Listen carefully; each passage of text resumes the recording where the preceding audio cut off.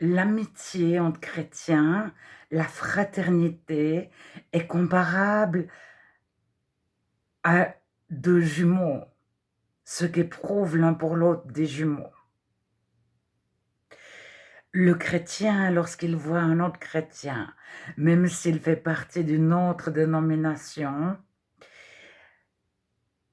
il a Jésus de son cœur et l'autre a aussi Jésus de son cœur. Et ils vont s'aimer profondément, indépendamment de leurs connaissances littéraires, des études qu'ils ont fait, de leur érudition, de leur âge, de leurs origines, heu, de leur famille, s'ils viennent d'une famille pauvre, riche, connue, méprisée, et cetera. Le chrétien aime profondément chaque chrétien et c'est délicat parce que si le conjoint du chrétien est un non-chrétien, par exemple, un mari chrétien, une femme, une épouse non chrétienne, les femmes qu'il va rencontrer, ses sœurs chrétiennes,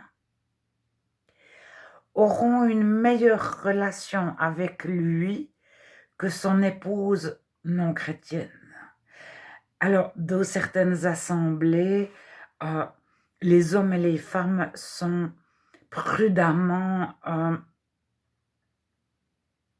invités à ne pas entretenir de relations proches entre frères et sœurs.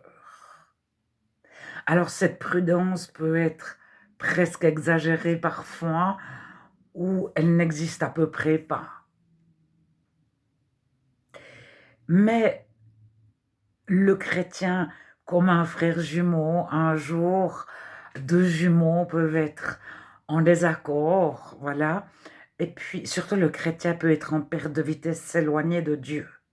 Et lorsqu'il s'éloigne de Dieu, il peut agir en non chrétien, être une pierre d'achoppement pour un chrétien, un autre frère ou une autre sœur.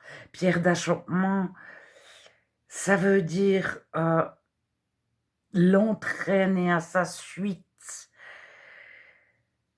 dans des choses scabreuses ou mauvaises ou injustes ou fausses, et cetera.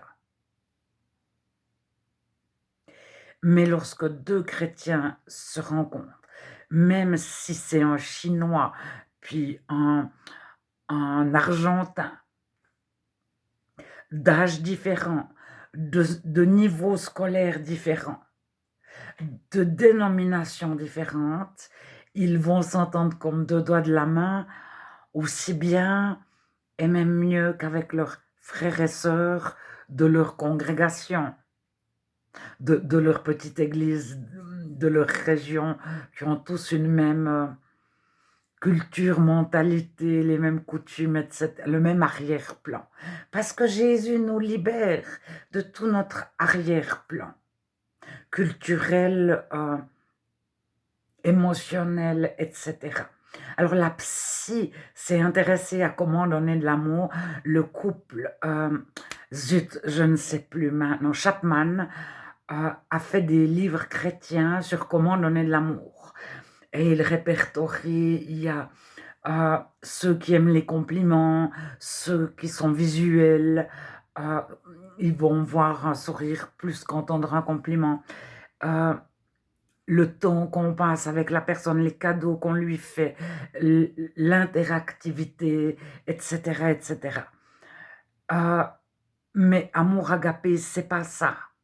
J'entends le chrétien peut ne donner aucun cadeau, ne faire aucun compliment, ne pas passer beaucoup de temps avec la personne, et cetera, et cetera. Ils se voient, ils s'aiment, c'est comme 2 jumeaux et lorsqu'il découvre un chrétien différent pour la première fois, c'est comme s'il retrouvait son frère jumeau qu'il n'a pas vu depuis longtemps. Alors, ça, c'est lorsque les 2 chrétiens sont très, très proches de Dieu.